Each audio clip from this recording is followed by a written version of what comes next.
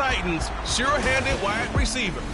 He's over 1,100 yards receiving so far and looking for more.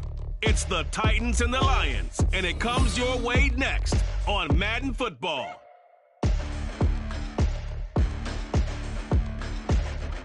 Downtown between Brush Street and I-375. That's where we're located in the heart of Detroit at Ford Field, which first opened back in 2002.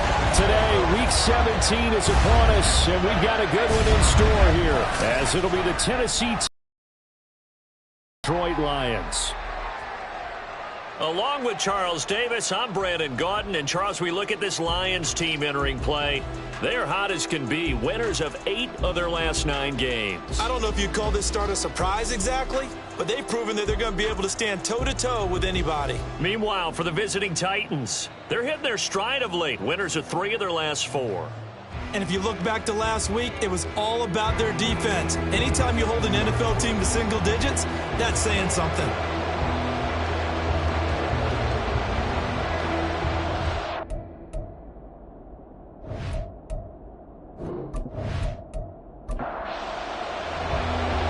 The ball on the tee. We're set for football. And we are underway from Ford Field. Taking it about the 1. And makes it across the 20 as his guys will set up shop at the 23-yard line. So here are the Titans now for their first drive. And a look at the man under center. Now in his 8th season in the National Football League. Every quarterback in the NFL has a little bit of his own signature style out there, but for this guy, he really plays the game in a different way. It's led to a couple double takes from us up here as we see him as something truly unique. It's not that he's just the strongest passer or the best athlete to ever play the position. He just has a certain way of seeing the action, and it allows him to make some special plays out there. The numbers for him from a week ago: 18 carries, 87 yards. And when he went over 1,000 yards last week, you know what it did for their offense? It gave them a true identity because everyone's going to talk about this. The offensive line's going to take pride in it. Of course, the guy carrying the football will. But how about the coaching staff? When they go in and talk contracts, when they talk to reporters, hey, we had a 1,000-yard rusher this year. That means something in today's NFL. They'll get 34 yards there. Brandon, we've both been around the game long enough that we know that in pregame, defenses are pretty amped up, aren't they? I mean, they're pounding lockers, and they can't wait to get out there. But when you hit them with some big pass plays early, it takes the starch right out of them. So the big play gets him across midfield now for 1st and 10. Up the middle they go. Ellison. And not a whole lot of room to operate there on the first down run. He gets maybe 3. Now, this defense for the Lions, they played extremely well last week in that win over Green Bay. It was a little bit enlightening talking with the defense coordinator about their performance last week because the feeling was that it was a good, solid performance. They did what they needed to do to get the job done and get the win, but definitely a few lapses that they're looking to correct. Here now, 3rd and a yard. Looking to throw. Reedy, and that is incomplete. Oh, he had a defender right there with him to force that to the ground. And 4th down now coming up. So now the Titans are going to call upon their field goal unit here. This is a 49-yard attempt, right hash. And his kick here is good. And the Titans hit the scoreboard first. It's 3-0. Had just the one big play on the drive, but that was enough to put him in field goal range. Yeah, one big play of what they hope will be many others throughout the game. Every team has a different target for the number of plays like that, those explosives that we talk about. That allowed him to put points on the board on that drive. Let's see how the rest of the game goes. So here are the Lions now coming out for their opening drive. And trotting out there, a guy who's established himself as a veteran in this league, now in his 5th year at quarterback. But when I reviewed last week's game and saw the 4 touchdown passes that he threw, I thought about you during the Turkey Bowl last year. Yeah, you guys right. had the same stats, except he got the NFC Offensive Player of the Week award with his. He got touchdowns. I got picks. I like going back watching the film with you, and we thought it was a good performance in person. Obviously was, but you thought even better on tape. It was really something to watch. Yeah, what I loved was how he spread it around. A lot of people involved in the passing offense. 4 touchdown passes culminated it. These are his numbers from last week's contest. 15 carries, 67 yards, and a touchdown. One thing I do know, teams in the NFL don't treat this like a pitcher throwing a no-hitter. It's been mentioned all week long about going out and getting him the rushing title. He'll see the ball, and he'll see it often. They'll see about converting this 3rd and 8.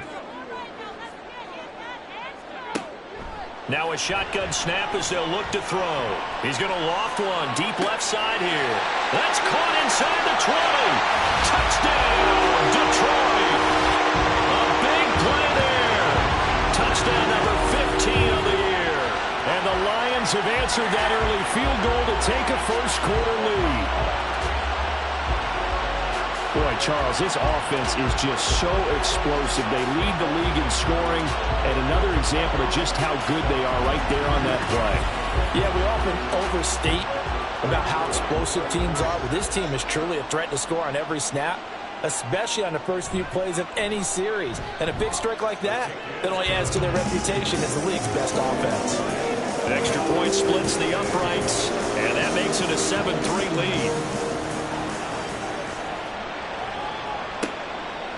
The return man down to a knee, and this will come out to the 25-yard line. The Titans coming back onto the field for their second drive. The partner just looking at some of the struggles they've had this season. The playoffs are not in their future. As they start to peer toward the offseason, what moves might they make? I think the running back position, and I know we talk all the time about the NFL being a passing league, but the teams that run the ball effectively, they're the ones that go deep into the playoffs and go to the Super Bowl. They have to upgrade here. And you and I both know in recent years in the draft, people have shied away from taking a runner early, but there's that special one there. I say they go get him. On second down now, Allison, and he is met in his tracks behind the line of scrimmage. It'll go as a loss of a yard, so now they deal with 3rd and 11. They're backed up here, tough spot, needing 11 yards to pick up the first. To throw on 3rd down, Reedy. And that will be incomplete. Obviously searching for their first touchdown this game, partner. And that quick 3 and out, that's not going to achieve that at all.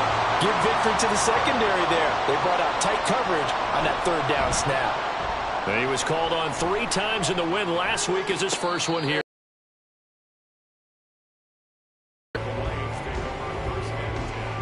The Lions offense heading out as we give you a look at the playoff race coming into the weekend in the NFC. And for them, it's no longer a question of winning the title. The question, can they hold on to that number 1 seed? And this is where the mental fortitude comes to play, doesn't it? Because now you're not just the coach talking about it, this team talking about it to each other, supporting each other, carrying everything in the NFL. It does. So even though the division title's clinched, shouldn't take the foot off the gas. No, not at all. Play it all the way through. And I think we've seen that in recent years in the NFL. The teams that play and play to win each and every game, they're the ones to deal with in the playoffs. 2 yards still to go. 3rd down now. Now a handoff up the middle. Norris. And he is going to have the Lions first down by a couple of yards as they're able to get 4 there on 3rd and 2. The Lions at 13-2 on the year. And they come in feeling pretty good after back-to-back victories, CD. And I thought that they played pretty well last week. Their execution, their discipline, their resilience, all on display in that victory. The lane opens up that time as he'll be brought down just short of the first after a gain of about 9. Counting down toward the midway point in quarter 1.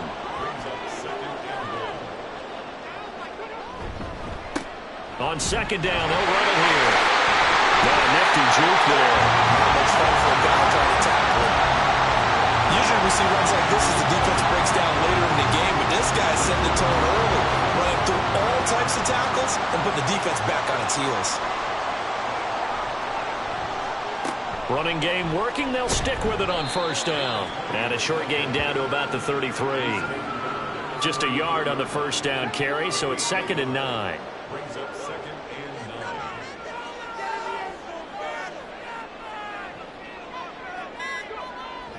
Back to throw. Hoover. It's a short one here, complete to his tight end. A pickup of about 3 yards as he's taken down at the 31. The 25-yard line is what they need here. This is 3rd down. Looking to throw. Hoover. And that is incomplete. 4th down now as the Titans defense holds up in coverage. How about this defense? They came up with a couple big plays in this sequence, and none better than the one right there, forcing the incompletion and bringing up 4th down. And his kick is absolutely perfect. And they push the lead up to a touchdown now at 10-3. So a nice kick there as they are able to add on to their lead. And that's exactly what you're looking to do. Maneuver yourself into range. That way, if your drive stalls out, you're able to get something out of it. And they do so right there. And he'll elect not to return this one, so they'll bring it out to the 25 on the touchback.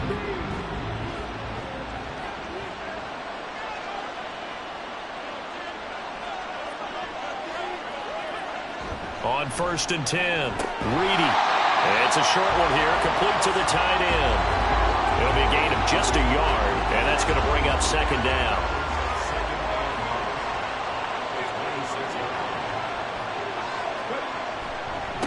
Now a give, right side. Ellison, and he's going to lose yardage and be backed up to the 25. It's a loss of a yard, so it's back to 3rd and 10. Right where this set of downs started, they need a full 10 here to pick up the 1st down and move the chains.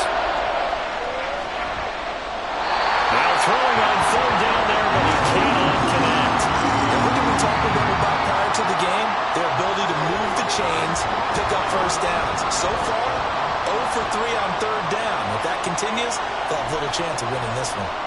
His first punt, 45 yards. This looks good as well. Fair catch called for and taken right near the 30-yard line. A 40-yard punt, no return. And it will be 1st and 10 as they take over. From the 32 now, here's 1st and 10. Throwing to start the drive. Hoover. It's a short one here, complete to his tight end. They'll wind up getting 7 on the play, and it'll be 2nd down.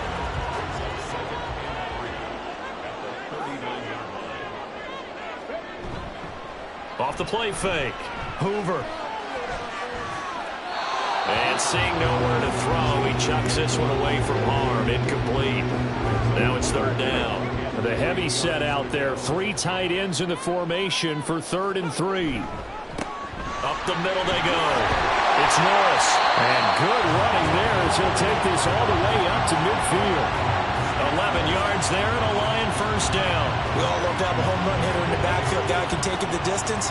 But a short yardage, trying to pick up 1st downs, that big guy, always a nice luxury to have, isn't he? On 1st down, they'll go to the ground attack.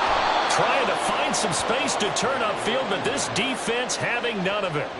A loss of a full 3 yards, and now it's 2nd down. The running lanes have definitely not been there for him here in the 1st half, and I don't think it's all been his fault. His offensive line hasn't given him much space. A loss results there. They try to throw on 2nd down, but this one is incomplete. An incomplete pass on that last play, and that means they'll need to come up with something here on 3rd down. Operating from the gun. Hoover. And the Titan defense steps up here, and down he goes. Looks like a 9-yard loss, and it also brings up 4th. A few issues here on the offensive line. Apparently, he got sacked 5 times last week. They got to him here in the 1st quarter. And I would think that running the ball would be paramount here because it's a different team they're facing, but they watch the film as well. So they'll take many of those same principles and try and apply them in this game to see if they fixed what was wrong with them in the last game. On 4th down, the punt team is on as this is sent away. Here's Tennessee ready to begin this drive offensively. The crowd may be losing just a little bit of the edge after back-to-back punts. They want some big plays. They want to see some offense. They want to see somebody break away, whether it's through the air or on the ground. Now it'll be interesting to see where the patience is on both sides. Each head coach, can you hang in there and not try and force something that could put your team in some jeopardy? I guess no need to force it when you can do that instead. 1st down, 18-yard gain.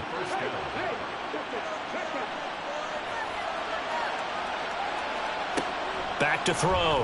Reedy over the middle into the hands of Burks. Give him a gain of 5 on the completion, and it'll be second down. A gain of 5 brings up 2nd and 5 at the 38-yard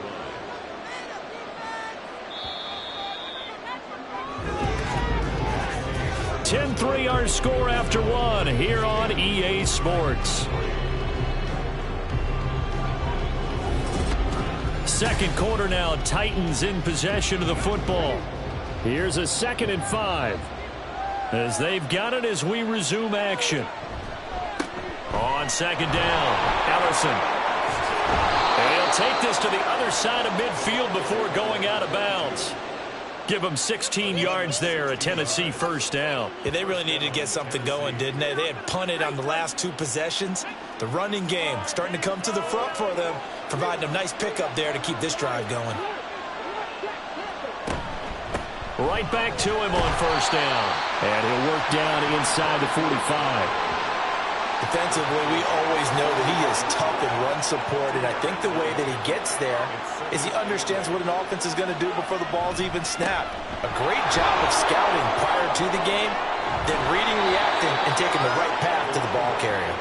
And good space to operate there as he takes this down inside the 35-yard line. I think they like this drive a little bit better there, partner. Running game helping out, picking up some of the slack. Because remember, the last drive they went 3 and out. They'll run on first down. Ellison. And after the good gain last play, this time they say, as he's going to be stopped behind the line of scrimmage. 2 yards the loss, 2nd and 12.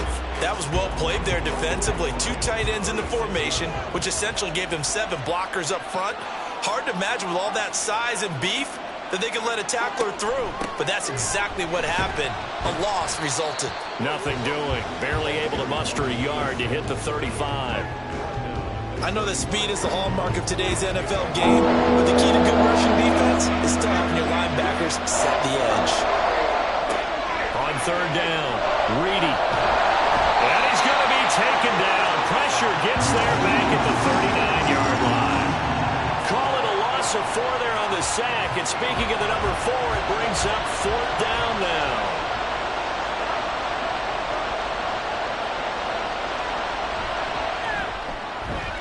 And he's going to miss this one. Wide to the left from distance. It's no good, and this will stay at a 7-point game. And anytime you see a kicker trot out to try one for 56 yards, you know everything's got to come off perfectly for it to have a chance. If the laces aren't quite right, if he doesn't hit the fat part of the ball just right, it's unlikely to go through. And that one winds up no good. So the missed 56-yarder, and now the flip side. Good starting field position at the 46 near midfield. Throwing on first down. Hoover. And a quick throw here, that's complete. His 2nd catch. This one not quite as dynamic as his first. And it's 2nd down.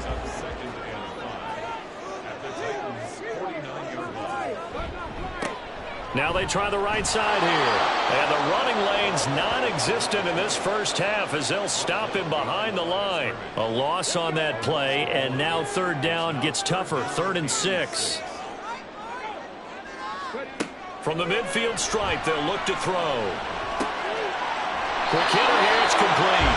And he is going to have a Lions first down as they're able to get the 3rd down conversion.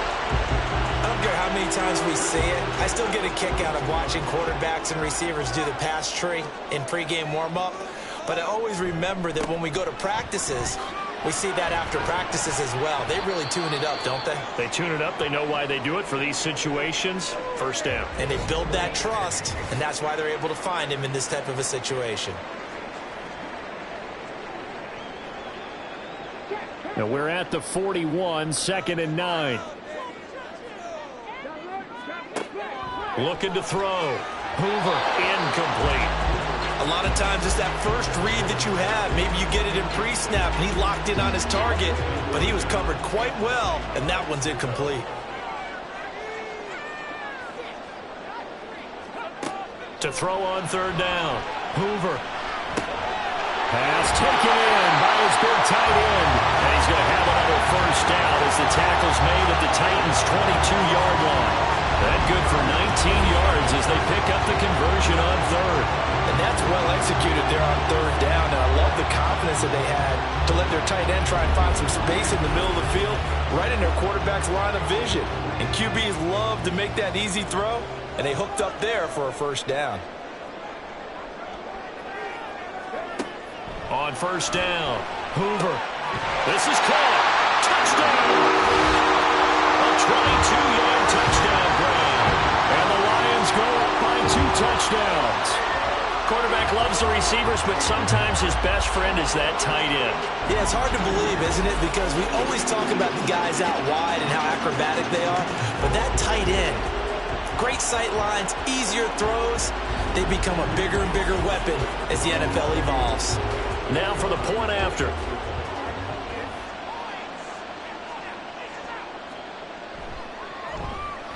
It's up and good, and that makes it 17-3. So this drive spans 7 plays, and the end result, a Detroit touchdown. Here are the Lions now as they line up and kick this one away.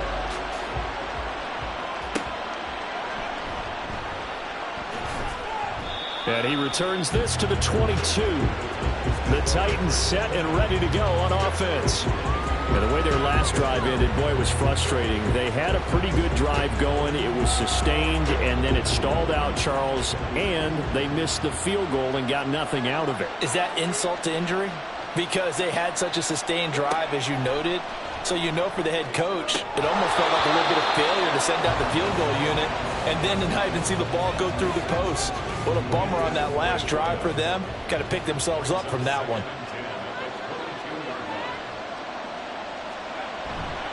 Off play action, Reedy. And this will be well too low for him to bring in. It's incomplete. They have to like what they've done defensively here at the outset of this drive. They forced a couple of incomplete passes, bring up a 3rd and 10. Don't be surprised to bring a little pressure on this snap. And he comes back with one complete. And he is stopped just short on 3rd down. Got 9 yards, but needed 10. I thought maybe when he caught it, he'd have a good chance of getting that first down, but that's a nice job of holding him up and preventing him from getting to the sticks. He's been a busy man here in this first half as he gets it away. Fielded just inside the 30. We'll call that a punt of 38 yards officially, and out will come the offense as they take over. Here's the Lion offense now as they get ready to take over.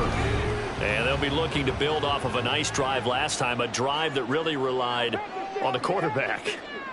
Making good decisions, distributing the ball well, distributing it accurately, keeping it away from danger. A really nicely run drive. But now the defense, what adjustments do they need to make in the passing game? Pass rush, pass rush, pass rush. Whether it's the guys up front, or maybe you bring additional guys, but you've got to disrupt the timing of them throwing the football. We'll see if they can disrupt it here.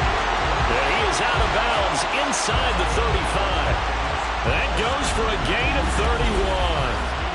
Already over 1,000 yards receiving this season. That catch is just going to add to his total. Certainly not resting on his laurels. He's trying to continue to gain as many yards as possible and continue this big season. So the big play changes the complexion of things. Here's 1st and 10 just outside the 30. Off the play fake. Hoover. To the sideline and incomplete. From the 34, they'll come to the line on 2nd and 10.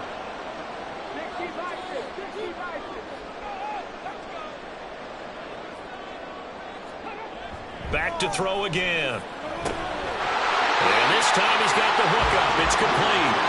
And he's going to have another first down as the tackle's made at the Titans' 20-yard line.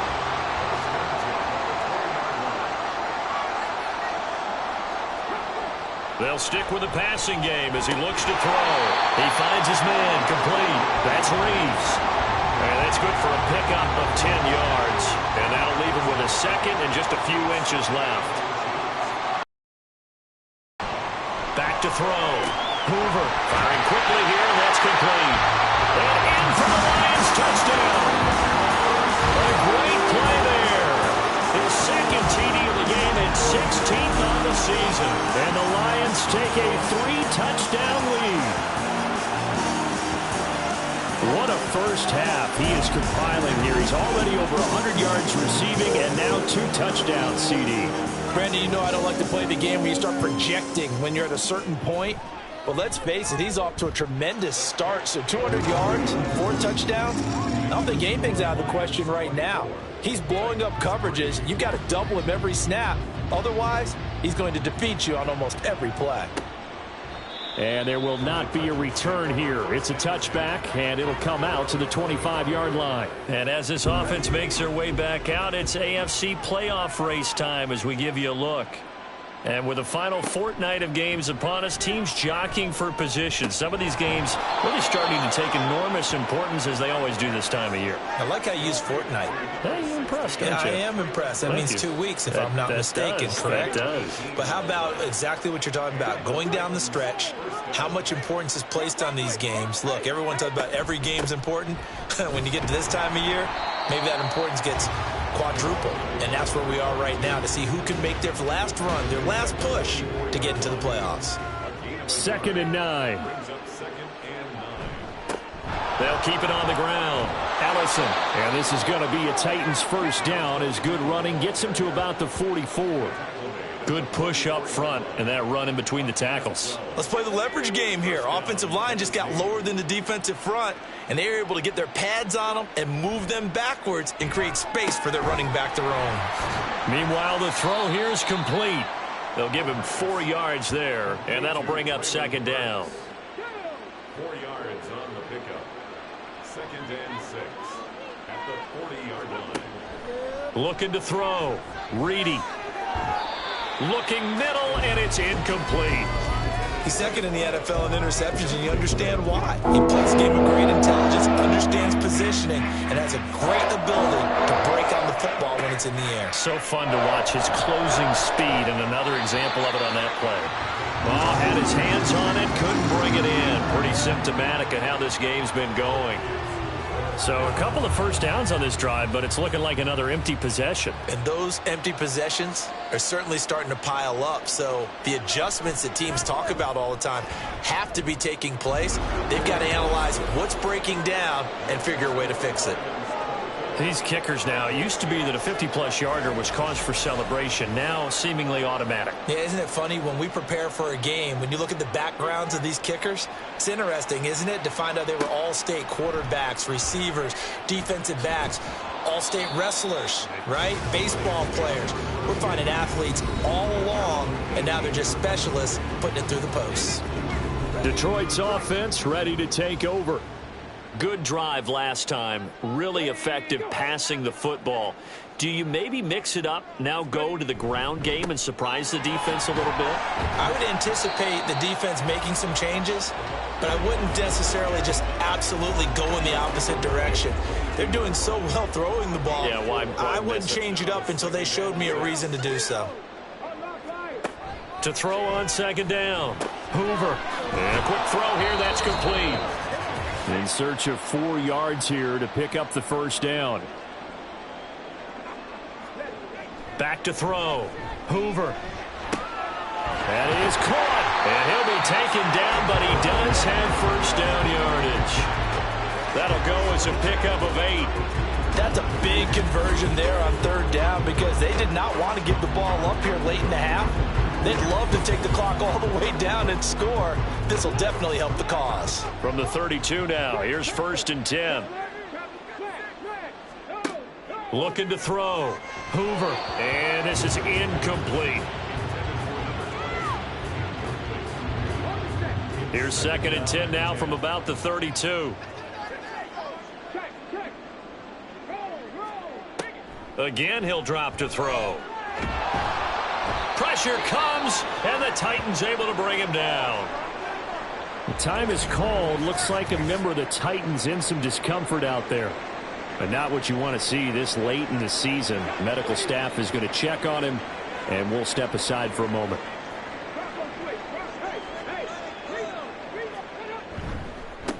On 3rd down, it's Norris. Now Tennessee going to use the 2nd of their timeouts as they'll head to the sideline and talk over what to do next. 46 on his first kick, this one in that neighborhood as well. This is taken at the 18. And here comes Tennessee as they get set to take the field. Charles, we'll see what they can do here. Not a ton of time left, but enough certainly to get points out of this drive, and they need them right now because they're trailing. Yeah, and this is exactly why you practice a 2-minute drill all through camp and at least one practice each week before a game. A minute left, more than enough time to string a few completions together, reach the end zone, and then make that walk back to the locker room just a little more animated. And 2nd and 10, he'll look to throw again. That's caught. Left side, it's Burks. And they get him down, but not before he takes it across the 40-yard line. They're going to need to get up and set in a hurry. On 1st and 10, Reedy. That one caught by Ellison. So the completion good for just 3.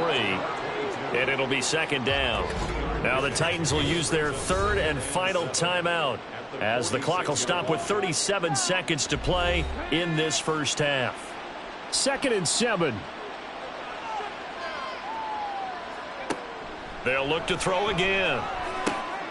And that falls to the ground, incomplete. A nice job of bodying him up defensively, and now it brings up 3rd down. Back to throw. Reedy. And that is incomplete, but a penalty flag coming in. This could be a first down. Defense.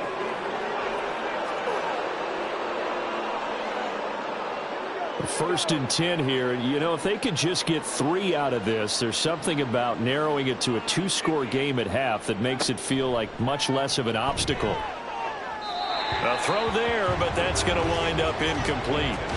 Certainly appeared to take away his first read, and by the time he tried to look elsewhere and find an open target, the coverage was too good. That one falls incomplete.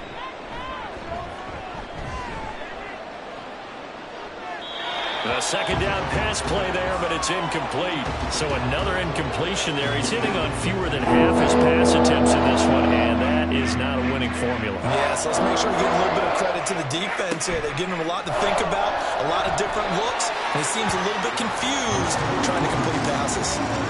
Throwing there, but this pass is going to wind up incomplete. Sometimes it's just not your day. There's another failure right there on 3rd down. So they're forced to punt on 4th as this one's away. And this one hits at the 3 and then bounds into the end zone for a touchback. The Lions offense ready to kick off their next drive. They'll indeed try to run it out as they start on the ground. And he's tackled a yard short of the marker. Good gain of 9 on 1st down. Give him 9 yards there on what will be the final play of this first half. So we've come upon halftime here in Week 17. As we'll head down to Orlando, that's where we find our man Jonathan Coachman at our EA Sports Halftime Report. Coach.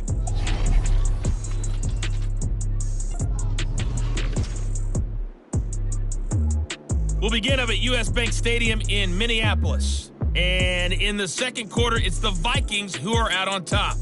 Justin Jefferson, a touchdown reception. From there, it's off to North Carolina to check on the Panthers at home in Charlotte. And they've got the lead over the visiting Chicago Bears. Bryce Young has thrown a touchdown pass.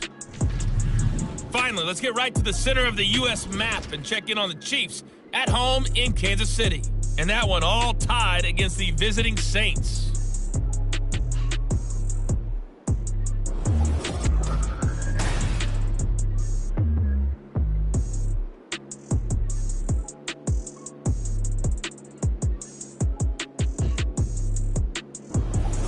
Okay, Coach, thanks as always to you and the gang in Orlando as we welcome everyone back in for quarter number 3. The Lions in the lead, and they're going to get the football first as well as the second half is underway. From a yard or 2 deep, here comes a return. And only able to get this to the 19, so probably should have opted for the touchback. The Lions offense now with a football first here to begin quarter number 3.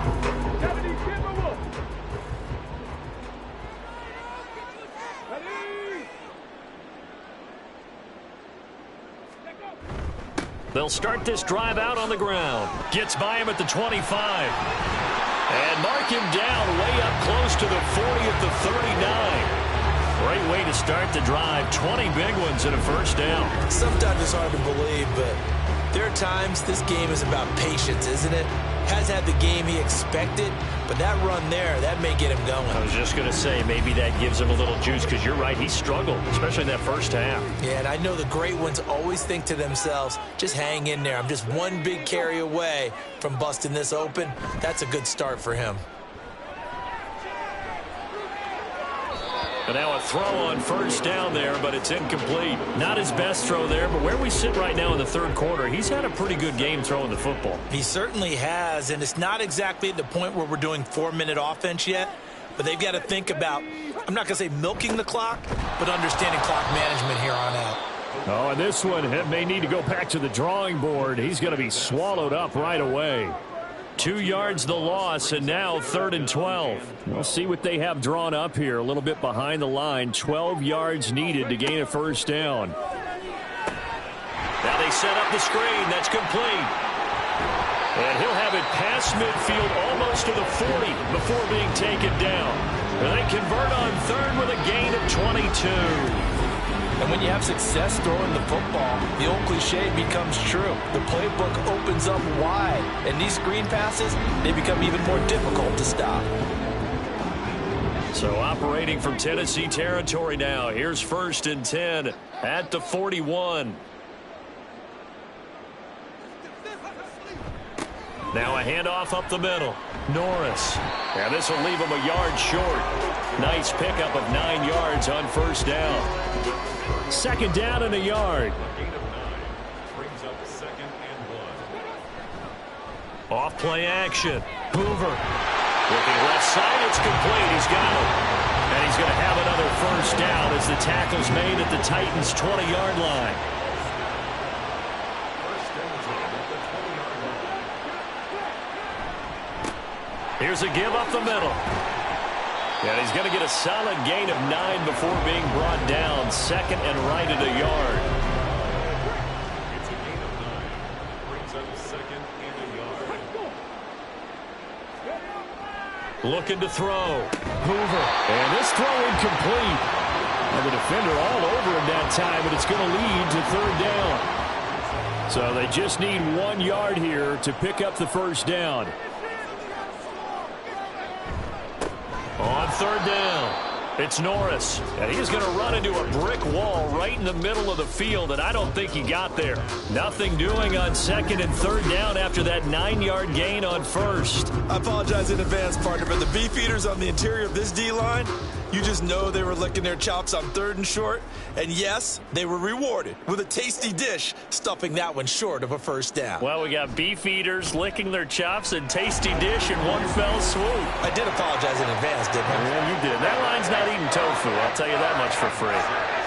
Well, they picked up right where they left off in the first half. First drive after the break, they come away with 3 and increase that lead. Yeah, and you just want to keep building on that lead, don't you? Whether it's 6 points or 3 points, take everything you can get, keep maneuvering, keep adding to it, keep making it difficult for them to come back.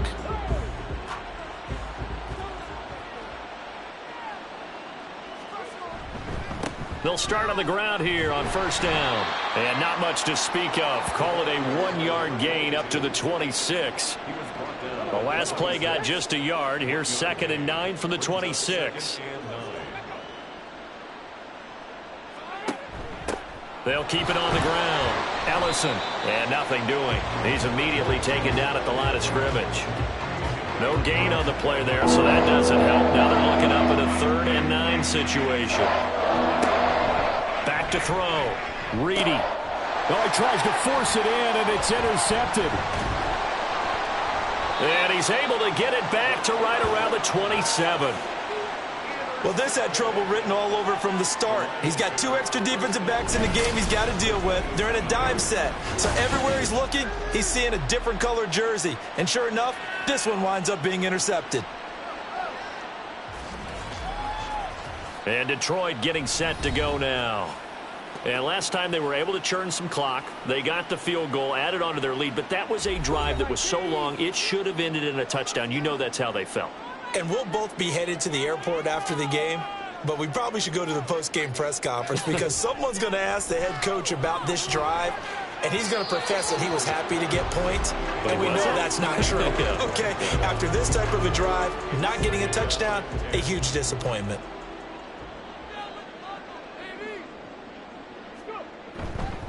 Off the play fake. Hoover. Looking left sideline, it's complete. And he'll head out of bounds inside the 10. Mark it down at the 9. 18 yards that time to push him up 1st and goal.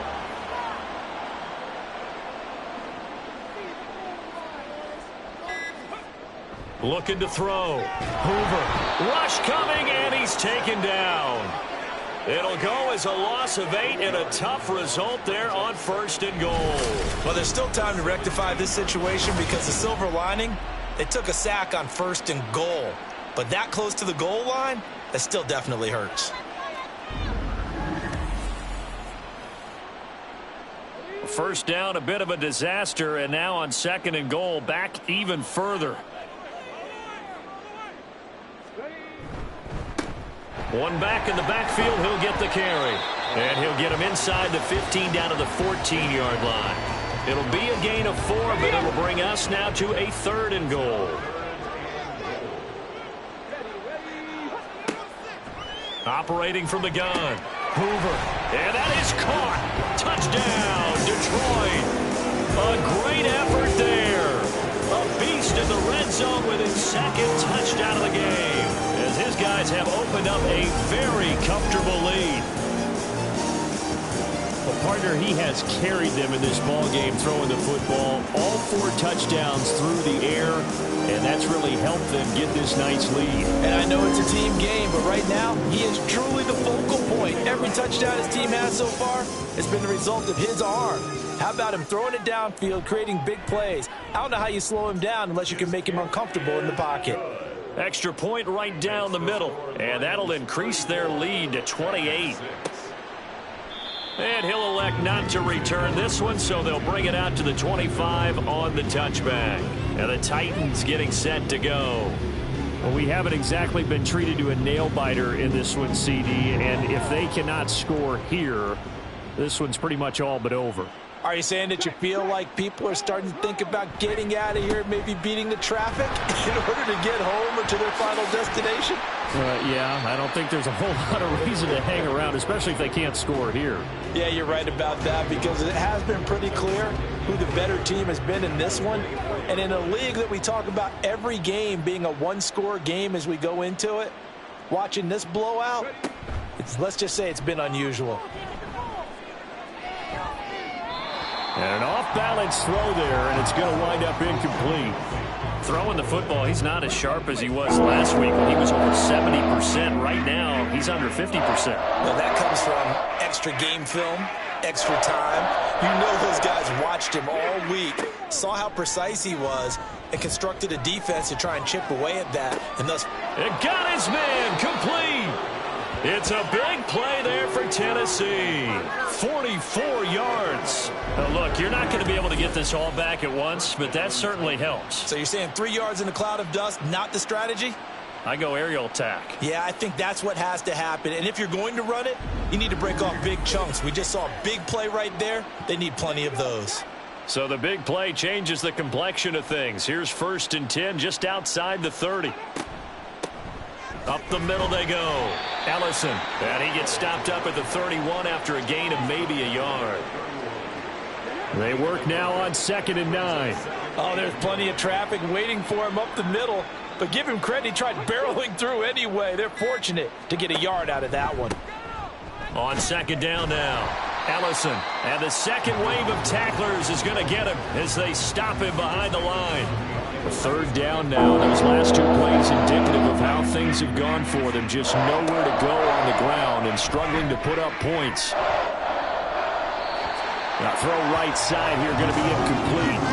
Detroit was up for the challenge through the air. They force a 4th down. What a difference a week makes. Last week he hit on over 80% of his passes. This week he's down under 50%. What do you see as the difference? Well, I think we're used to seeing a drop. If someone's over 80%, they're not going to hold that number, not in this league. But a drop under 50%, that just tells me that the defense, they spent a lot of extra time on game films and came up with a really good plan to try and chip away at his timing. And here comes a return from just beyond the goal line. And ultimately cannot get this out to the 25-yard line as he's dropped it to 23. So out now come the Lions. And they'll just simply be looking to build off the confidence of the last time out where they scored a touchdown. And confidence is powerful, isn't it? When you've scored once, you feel like you can go back out there and get it done again. Doesn't matter what the defense throws at them. They feel like they're in a groove right now, and they want to get out there and show it. Yeah, hoping to stay in that groove here this go-around. After the incomplete pass, here now is 2nd and 10. Off play action. Hoover. Going down the middle, and it's complete. And he gets this one just shy of the 40, down at the 39. First down, Detroit, 16 yards on the pickup.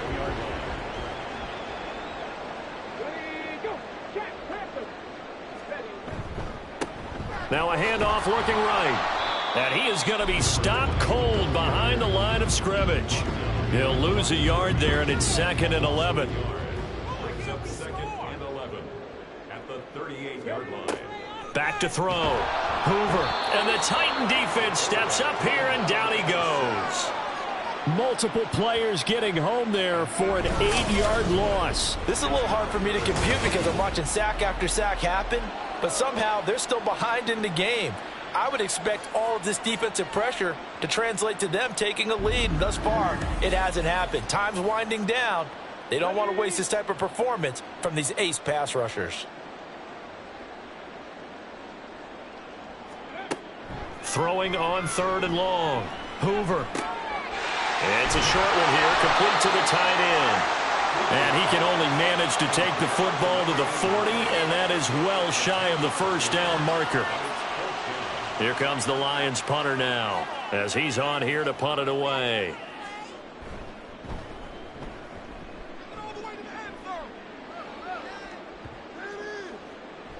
Yeah, he was looking for the checkup bounce, didn't get it. That scoots all the way into the end zone now for a touchback. Out come the Titans now. And after the field goal last time, we'll see what they can get here. At least they got points out of the last drive, Charles. I never met an offensive coach that didn't want to drive to end with a kick. Most of them wanted to end with a PAT, right? In this case, a field goal, they'll take it. Way better than the alternative, which is a punt. Yeah, but you met fan bases that wanted that, that weren't happy with that field goal. I haven't met a fan base yet that wants to drive to end with a kick other than the extra point. That's it. Now this one over the middle into the hands of his tight end, complete. And he'll be corralled well upfield right around the 40-yard line. That one a gain of 20 and a first down. Round left to make up, obviously a lopsided contest, and we're already in the 3rd quarter. And they won't get it all back in one play or one drive. That's cliche, but it's true, Charles. If they can just maybe get plays like that and get a little momentum built, they can get the scoreboard a little closer. And can you add some blinders to the cliche, meaning keep these guys from looking at the scoreboard, because that doesn't help them at all right now. Their focus needs to be on finishing every drive with points and playing mistake-free football from here on out. Another strong gain on the last 2 plays. They've moved it a combined 33 yards. And they're not going to get to the line to run another play. So we will switch ends as the 3rd quarter has come to a close. We'll return with more after this break. You're watching the NFL on EA Sports. Back now at Ford Field. A lot of happy faces in the crowd at this point as their guys have a big lead here to start quarter number 4. So the completion good for 7 there, and it's 2nd down. It's a gain of 7. Brings up 2nd and 3 at the 41-yard line. Looking to throw. Reedy. He gets it to Burks again. 60 catches for him now on the year. This last one, a first down. A gain of 9 yards. First down, Titans. Back to throw. Reedy. And the reception made by Green. And finally, down he goes as they work it inside the 10 to the 7. 25 yards that time. That's just his second catch of the game. They wanted to keep him silent. They have kept him silent. Defensive football 101. Don't let the best player on offense beat you. Take him out of the game, and they've done a great job of doing that.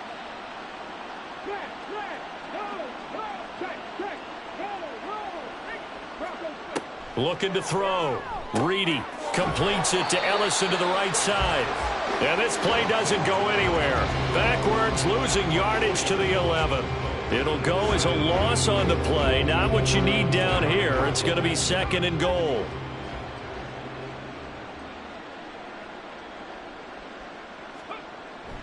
Back to throw.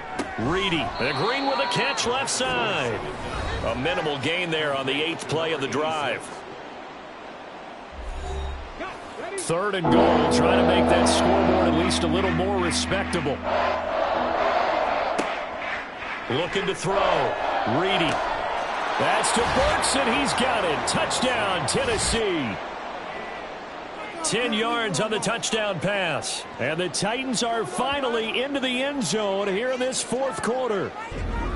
He's got them out now to a 3-score lead here in the 4th quarter after that one, CD. And well, he looked right off the line like he knew that that ball was coming his way, and he secured it for 6 points.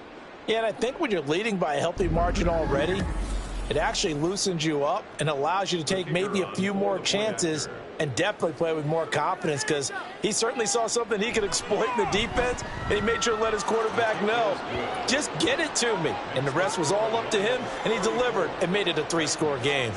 There's the Titan kick team as they run up and send this one away. From a couple yards deep, he'll bring it out of the end zone. And no alley to be found. The coverage was solid, and he's dropped at the 18. Detroit's offense ready to take over. They're looking at a 3rd straight win here if they can hold on.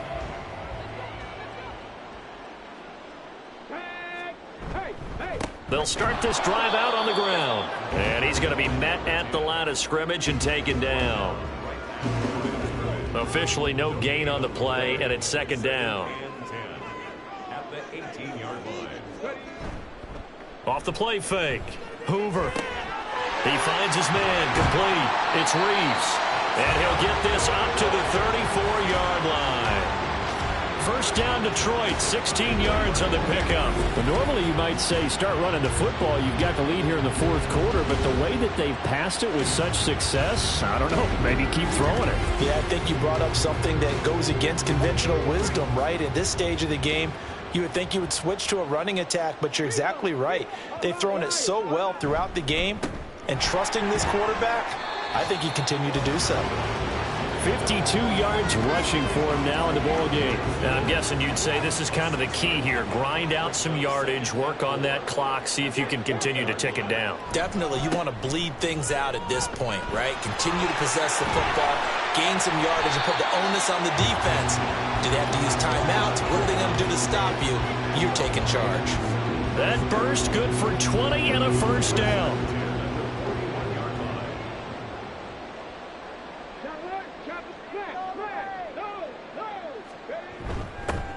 They'll keep it on the ground.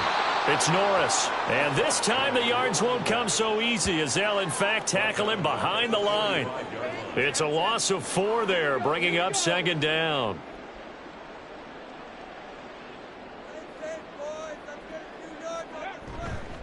Off play action. Hoover. Firing quickly, but it's incomplete. He was waving his arms, wanted the football, but he dropped it. And that reminds me of a story you told me from your days at Tennessee. We don't need to mention the other guy's name, but when he dropped an open pass that you blew coverage on, what'd you say to him? Yeah, it's really not right since I blew coverage, but since he dropped the pass, I said, well, maybe next time he'll just walk it out here and hand it to you. Would that be easier? He wasn't real thrilled with that. That's cold-blooded. Cold-blooded. So coming on now is the field goal unit. They're going to try for 3, and he'll need all the leg he's got here. So this will be spotted on the midfield logo. It's a 58-yard attempt. So he remains perfect, 3 for 3 in the field goal department. And it's so important for any offense to have an ace like him up their sleeve, isn't it? Because now you know what his range is, and as soon as your offense gets there, you're pretty much counting on 3 points going up on the board. And we'll see a return here from the end zone. And the decision to come out of the end zone is going to cost him 5 yards as he's taken down right at the 20. The Titans now just about ready to take over. Their mini 2-game win streak appears it might be going by the wayside unless they can pull a rabbit out of their hat. Throwing to start the drive. Reedy caught by Green on the out route. And he'll be out of bounds near the 30. In fact, right on the 30. So 1st and 10 now from the 30. Back to throw. Reedy. And brought in downfield by Burks. A big play that time for the Titans. 43 yards. To get back in this ball game, big plays are going to be necessary. And here's one right on cue. Coming up with 3 scores here in the 4th is not going to be an easy task. But that's good work there to bite off a chunk of yards. So now then, the big play has them all the way inside the 30 now, 1st and 10. Off the play fake. Reedy. And not a common sight, at least on this drive. A momentary setback, though, for this passing game that has been moving well this series. Good thing for them, though. Still 2 more downs to connect and try and pick up another 1st down.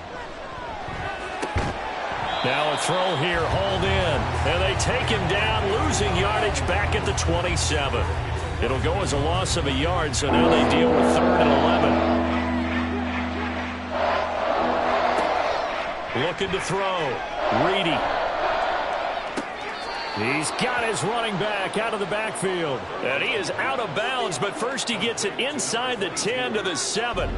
They're able to convert on 3rd down, and that sets up a 1st and goal. A 3-score game here late. You can probably rule out the comeback, but certainly some kind of plenty of shouts from this crowd as they watch the replay. They want a challenge, and they're going to get one. Did he keep those feet in bounds? That's the question they've got to decide. And I got to say, watching it in real time, it was awfully close. Yeah, it certainly looked like a heck of a catch because he didn't appear to bobble it, which could complicate things. But even with the benefit of replay, that's pretty tight. Well, here's the call. So the challenge there does not go their way. This will indeed remain a completed pass. Oh, that's into double coverage and intercepted.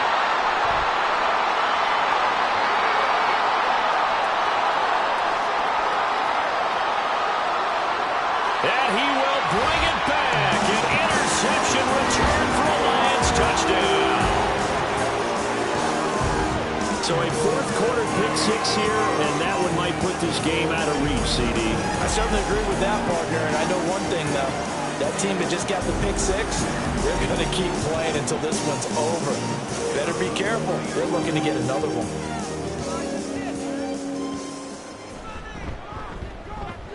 Point after, right down the middle. And that'll increase their lead to 28. A heck of a play there defensively, getting the interception, navigating his way into the end zone for the touchdown. So they throw the pick 6. They'll get another shot at it now as this one's in the air. And no effort to bring this one out. It's a touchback. The Titans offense now, they get set to head back out here. We certainly had a sense coming in here that these guys were in for a tough one on the road. That has been how this ball game has played out. They trail big as we continue on now here in this 4th quarter. Throwing after the interception. Reedy. Going to the right here and finding Burks. And he gets this one just shy of the 40. They'll mark him down at the 39. First play of the drive going for 14 and also going for a 1st down. Back to throw. Reedy. Quick hitter here. It's complete. Call it a gain of 6 on the play, and that will bring up 2nd down. It's a pickup of 6. Brings up 2nd and 4 at the 45-yard line. Looking to throw. Reedy. And this one taken in on the right sideline, but not in the field of play. They say it's incomplete. The throw led him a little too far and brings up third down. Back to throw. Reedy. Throw out wide is incomplete. Well, the other day they told us when we've got 3rd and 5 or less, we have to be able to convert. And I guess every team would say that, Charles, but an opportunity missed there. What they were trying to tell us is they believe it's a matchup game at that point. And they liked some matchups that they had, thought they could exploit them, unable to do so. And he's going to be intercepted for the 3rd time thus far. And the Lions are going to take possession here at their own 47-yard line. Well, I guess an interception at this point on 4th down is just as bad as an incomplete pass. Either way, the ball goes over to the other side. Yeah, it's a tough spot to be in this late in the game, and there's not a whole lot he could do there, and he winds up giving the ball away. So here come the Lions now. And this crowd has certainly liked what they've seen. Their guys fully expected to win this one coming in, and they have not disappointed as they've got the big lead here in the 4th.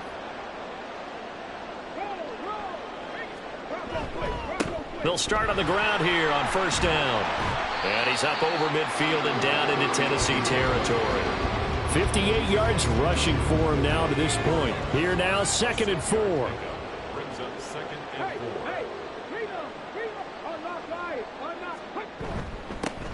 They'll try and run some clock here as they keep it on the ground. And he'll go down shy of the 40 at the 41. Consecutive runs of 6 yards gives him a 1st and 10. Coming up to the line, and they will need to run another play here before the 2-minute warning.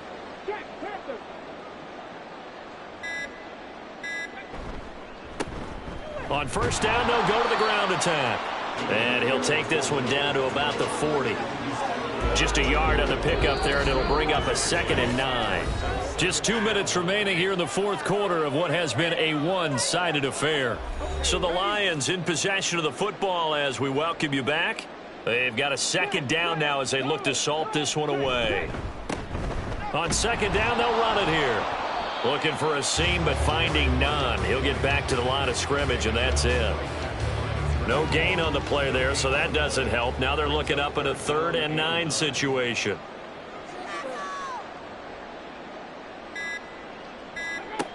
Looking to throw. Hoover. And he's caught on the sideline, but he's not going to have a 1st down. They say he was out of bounds, so a big call there that brings up 4th. So now they're going to send out the field goal unit to, as they say, fire away from long distance. And this is good from 57 yards out. That was bombs away right there, and that will extend their lead even further. Well, the only silver lining on the other sideline, CD, is that they kept him out of the end zone, but still, that's another 3 points added on to this large lead. Yeah, no shortage of scoring or big plays on defense in this one. And even up by 4 possessions, still finding ways to create opportunities and capitalize with points. Here's Tennessee ready to begin this drive offensively. Where we stand right now in the 4th quarter, this one pretty much out of reach. And, Charles, I know they're going to be disappointed about several things with this ball game, but the self-inflicted wounds, they've had several turnovers.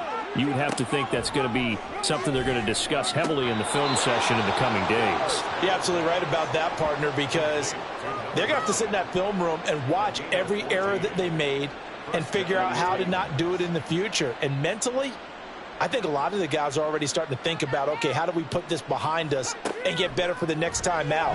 This, they'll use as motivation for the rest of the time that they play to hopefully never be in this type of situation again. That one nearly 30 yards, 29 officially. From the 34 now, here's 1st and 10. From the shotgun, he'll look to throw. And incomplete on the deep ball. Even with such a big lead late, the effort hasn't lapsed one bit. If the offense wants to score some points in this one, they're going to have to earn it. These guys are not giving up anything. One last shot at the end zone. And this is intercepted, but they'll say out of bounds. So very close to a turnover there in the end zone. So the game will continue for at least one more play. Cannot finish a game on a defensive penalty. That's why they get one more untimed attempt. And this is going to be caught.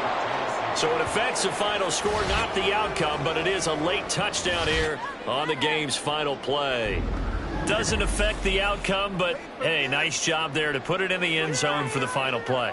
Could it affect other things? Sometimes these types of scores are ones that we don't consider big at the time.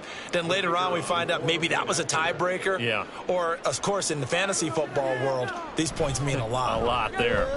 The extra point is good, but it only impacts the final score as this game comes to a close. On the one side, if you try to take away something positive from this game, they played to the final whistle, getting the touchdown there on the last play, but still, all for naught really. Yeah, I'd say give them points for positivity. I like that. That part is good. But I often wonder, when the game is settled and the clock is run out, do we really need to kick the extra point? Oh, yeah. It's silly. It doesn't make any sense to me. I know that people have explained before, well, you got to play it all the way through. Come on, this thing was done. So for the Lions, they continue to show they'll be a tough out in the playoffs as they move to 14-2 on the year. So that'll do it for us. For Charles Davis and all our crew, I'm Brandon Gaudin. You've been watching the NFL on EA Sports. It's a win for the Lions as we say so long from Ford Field.